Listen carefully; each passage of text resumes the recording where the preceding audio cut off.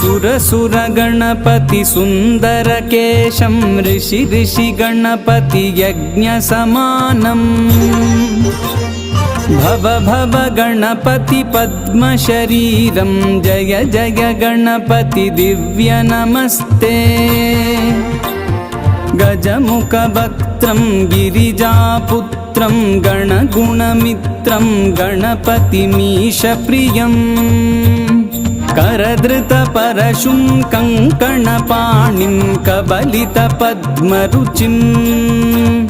सुरपतिवन्द्यं सुन्दरनृत्तं सुरचितमणिमकुटं प्रणमत देहं प्रकटिततालं षड्गिरिताडमिदं तत्तत् षड्गिरिताडमिदं तत्तत् षड्गिरिताडमिदम्।